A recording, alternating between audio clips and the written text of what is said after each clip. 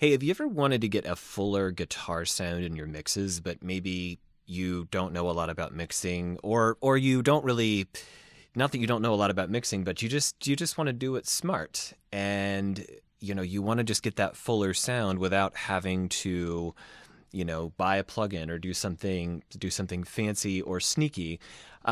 This example that I'm about to show you is a pretty easy way to get a fuller guitar sound, and we're not even going to call it. I mean, we'll call it voicing. Let's say it's a harmonic trick, but even more, I'm going to be even more bold and call it orchestration, because in a way, it's about recording your idea and then using alternate tunings, alternate chord voicings, the capo to get higher sounds against maybe your lower sounds so that you get a more full texture across the audio spectrum. And so I'm not a guitarist, so you're just going to have to watch me kind of hack my way through this idea that I've been playing around with. But let me just do that right now. I'm going to move the SM57 down to the guitar, and I'm going to play it for you really fast. Okay, here we go.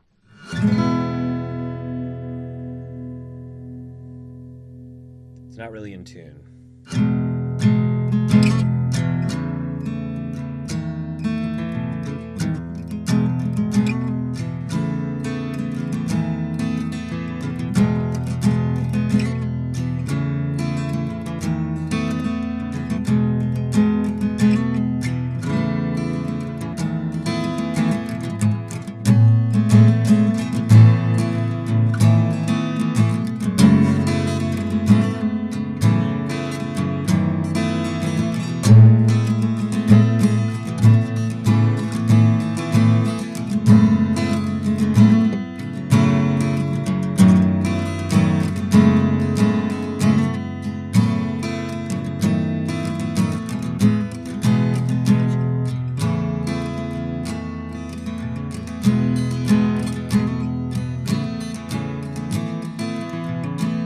Then there's a part later on that kind of like where I add this little note here that's just singing at the top.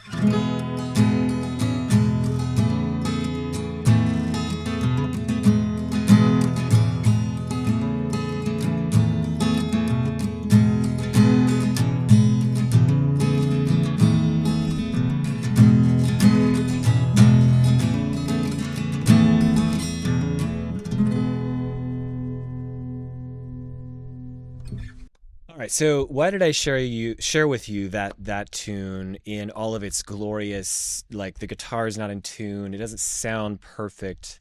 I'm trying to make videos that are more human, that are more relatable. There's a lot of videos out there about plugins and AI and all kinds of stuff that's changing the way that we make music, and I think those are really interesting, many of them. But I also just want to make music the old way. I want to record tracks, just simple tracks using simple instruments that I own and can maybe sort of play, maybe not completely play perfectly.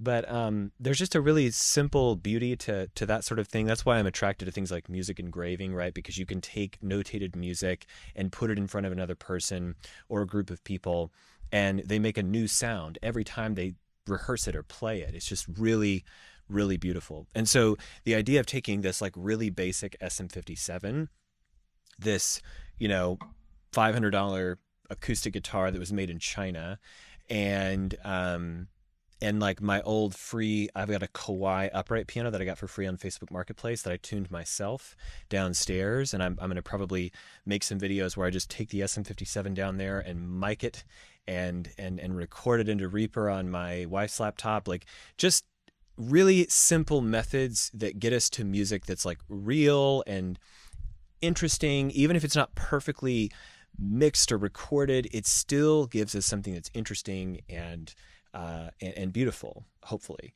And so that's what we're doing here. So in a minute, let me actually hop over now to Reaper, and I'm going to show you what I'm cooking up here. The ideas that I'm thinking about using to make this guitar sound fuller without doing a whole lot of mixing stuff, because it can be made fuller without the mixing tricks, even though the mixing tricks are good as well. So check this out.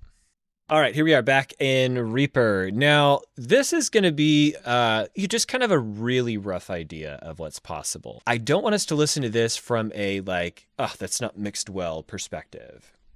Listen for the kind of the moments where you're like, oh, the music, there's something there. It doesn't matter that it isn't perfect. It matters that there's an idea there that we could build on, right? And this is where mixing could eventually kick in, because all I'm doing is I'm trying to make the guitar sound fuller without doing any mixing. Now I'm lying to you, because I actually did a little bit of panning here, because I thought, oh, I could just make that sound a little bit better if this one is over here and this one is over there. That's fine, you know. And I lied to you too, because I said I wasn't going to show you any fancy plugins, but I do want to show you one plugin here in a little bit, because I don't have a 12-string guitar, but I do have that Native Instruments strummed guitar plugin that I bought years ago and I don't use very often.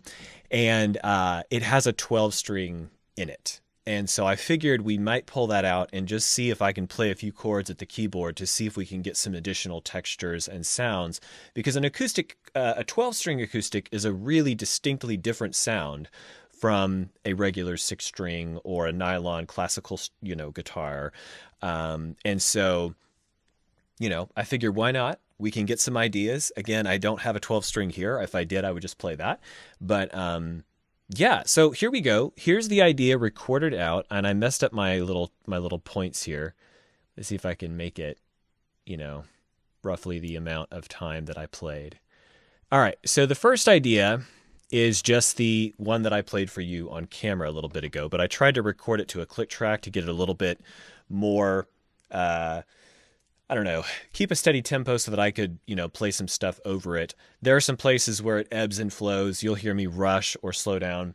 It is noticeably slower than what I just played for you, because there's two tempos at which I hear this tune. There is a faster tempo, and then there is a slower tempo where there's a 4-on-the-floor kick drum playing, and everything kind of builds slowly. And I kind of like that one better, which is why when I put the click track on, I lean back more into that sound, that sort of, slow-paced sound that I'm going for. Okay, so let's just play it, and I'm going to turn off, let's see, let me just mute this first one. Okay, we'll play this first idea all the way through, and then you'll hear this little, I'm going to call it like old Coldplay. It sounds like the old, Parachutes, the album that called Parachutes that had, the song Yellow and all that stuff on it. That's what it sounds like to me. So check this out.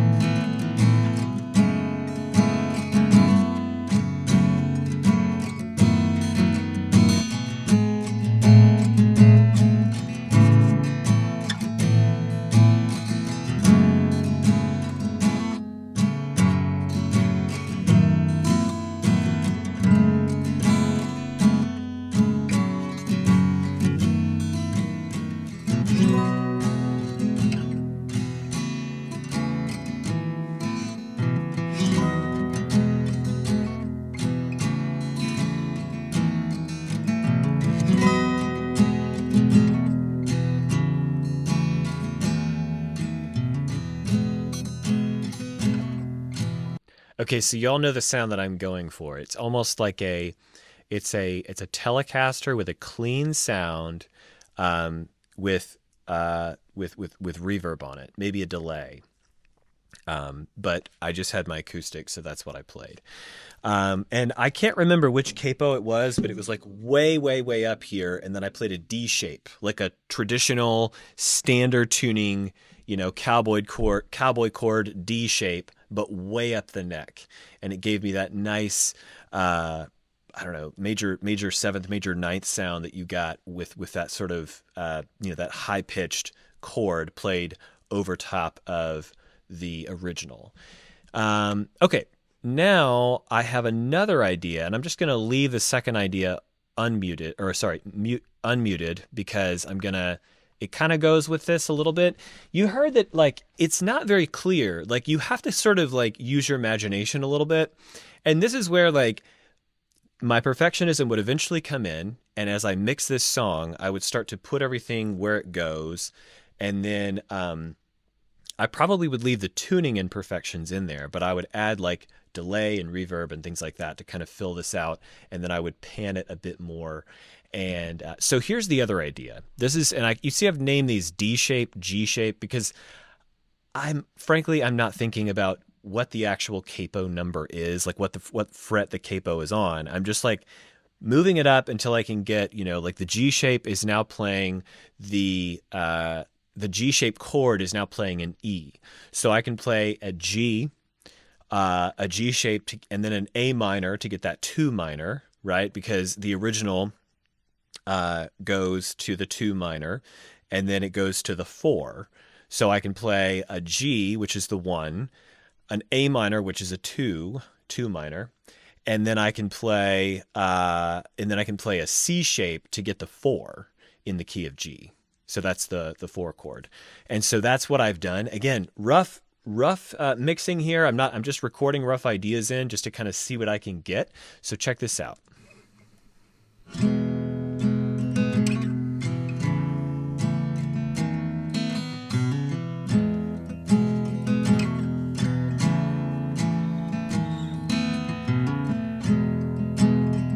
Oh, not yet. It's coming. Where is it? I turned it up a little bit so you can hear it better. Here we go. Okay, so that's the C shape. A minor shape. C.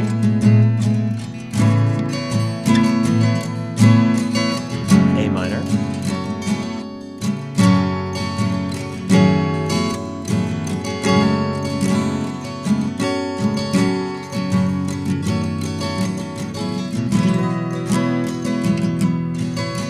Then where Coldplay lands.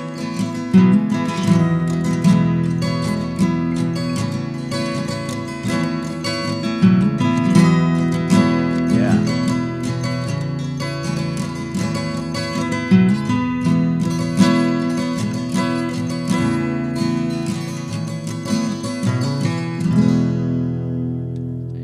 Yeah. So y'all hear what I'm saying, right? It's not perfect. But there are these moments, these little moments where things kind of align and you're like, I could sort of see how this could turn into something. And even if I didn't re-record this, I could go in there and kind of manipulate the placement of these chords and get them better. And then we could mix it to be more, I don't know, like we could mix it to be a little bit more full, and we could probably salvage some of what's here. I just need to learn to play the part better, frankly. But, okay, y'all see what I mean. So you can play these different chords way up the neck. You can play, against whatever the original is. If the original is a higher voicing, you might want to play something lower, or vice versa, which is what I did because my part is lower. It's actually, I forgot to mention this. It's actually tuned in dadgad, and then I have a capo on the second fret. So I'm playing a D shape in dadgad, but I'm 2 frets up, which means that I'm a major second above the original. So that means if I were in the key of D for dadgad, I'm now in the key of E because I put the capo on the second fret. Anyway, that is how the original is played. So let's now move to the Native Instruments plugin. I have not played with this. In fact, I'm just now re-downloading it because I don't even use it anymore. But I thought, well, we can get a 12-string sound and come up with something that's interesting. We might have to tune it a little bit because these guitars are way, way, way, way out of tune. So bear with me for a minute. I'm going to pull it in to the session and we'll do another little last-minute part here. Okay. Hey, welcome back. I found a strummed acoustic preset that I think as closely as possible matches what I played in the original track, but you're going to see why using this as I have it will not work for this track. But it is useful because we can hear what a 12 string would sound like in the context of this particular little recording. So if we go back to the beginning and press play, it's going to take a second for it to start. While that's happening, let me just show you that if I change the mod wheel, it changes the voicing. If you look here, it changes the voicing of the playing sound. So let me just start playing with it. And you'll hear that the tempos don't align well because my playing is not at all in time, and this strummed acoustic is perfectly in time. Listen.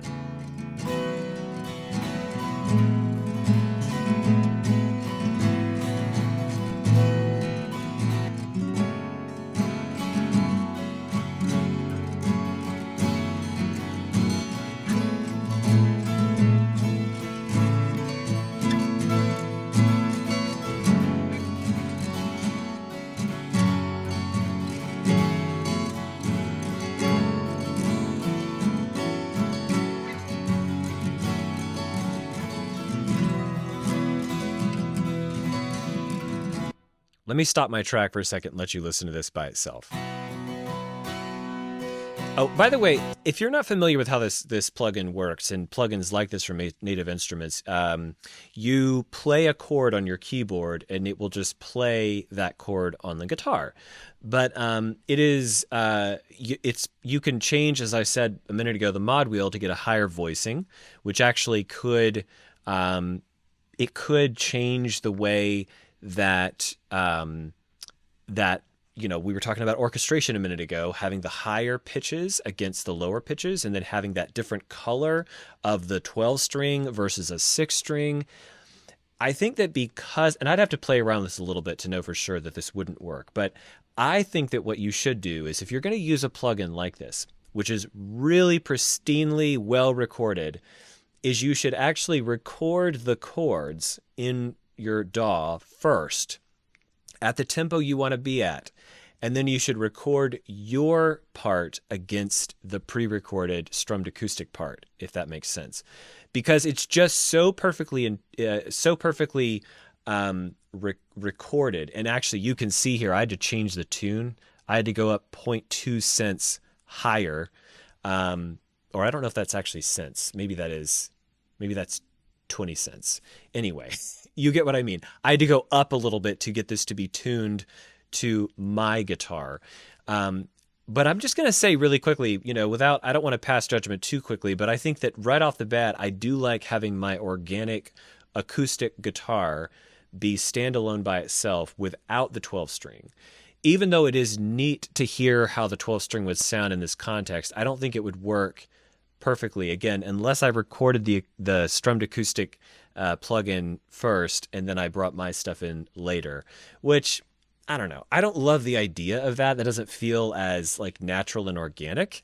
I would rather just go find a 12 string acoustic somewhere, borrow it, and use it for this recording. And so anyway, that is not a great or fair review of this plugin at all. It is a really interesting plugin, but I think, again, for the purposes of this channel and this video, which I'm really trying to be a lot more human in everything that I do, like the music that I make, the engraving and composition work that I do. I want to make sure that there is as human an emphasis as possible on what we're doing here. That what we're doing is very human. There are mistakes, there are imperfections, but therein lies the beauty. So anyway, if you made it this far through the video, I want to give you something. In the description below, there is linked a PDF called The Essentials of Music for Songwriters. And it is basically if you, a songwriter, want to get better as a composer and arranger of your own music. But that's not really exactly what it is. It's more of a foundation, because a lot of times what I found is that not every songwriter has all the lingo. They don't know what I mean when I say, time signature or something like that. And that PDF tells you those kinds of things. It at least gets you started. And I have other PDFs, other videos that are based on that PDF that are planned for the future. So if you download that and you look over it and you comment on this video and you like this video, I will know that you want more content like that. So again, download that thing. It's free. It's like 70 pages of information, an old slide deck that I designed as a college course, but it didn't really happen exactly. It was like a project for a class that was supposed to be like, you know, kind of like a college course. And anyway, that PDF was like a precursor to the composition course for songwriters. And so if you're a songwriter wanting to move in that direction, it's a great download. It's a great steal for you if you're kind of one of those people who wants to grow musically. And so anyway, I hope you enjoyed this video, and I'll see you in the next one.